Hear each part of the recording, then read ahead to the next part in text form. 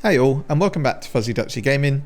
Now this is a follow-up video to the leveling guide for the Lightning Strike Raider, and it's really just a quick showcase and explanation of how I've gone from killing Kitava to get into red maps as quickly as possible.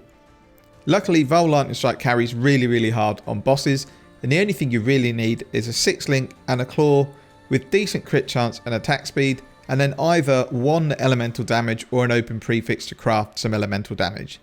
Now this is the gear that I currently have on my character. The POB is going to be available in the description. In all honesty, it's trash gear. It's been able to kill 4 SSF Conquerors and get through the dominated by Sirus maps.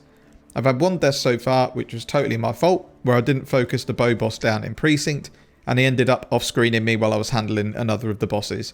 And apart from that, it's been fairly comfortable. Now because our claw is pretty bad, we don't really have any damage other than the tree, we don't instantly melt bosses. But because we get a good chill effect, we've also got tons of dodge, evasion, and we blind bosses thanks to this claw node, we barely get hit. So my current atlas is 18 watchstones. I've got a bonus of over 100. The plan was to bring this video out once the first Sirus is down.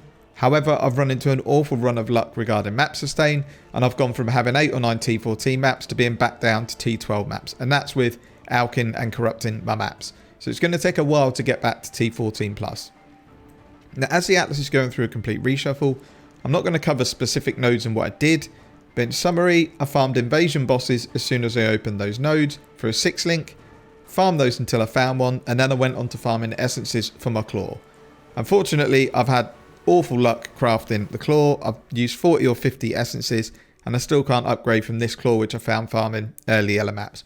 Obviously in trade, these barriers aren't there because you could buy a claw better than the one I've got for next to nothing. Every other piece of gear is just life and resistances, other than gloves, which are the Oscarm unique gloves.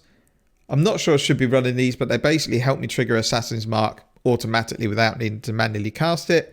It's a nice quality of life, but it lacks resistances.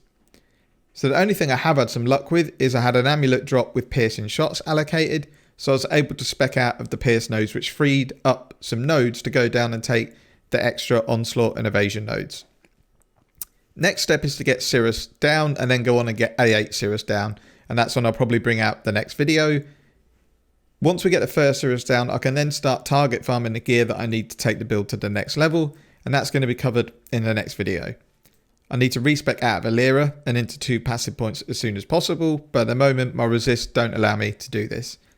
So POB for my current pretty scuffed character is included in the description, but to summarise, all you need to do to boost your progression to get to red maps with this setup is a 6-link and a usable claw, and it will carry you to T16 maps.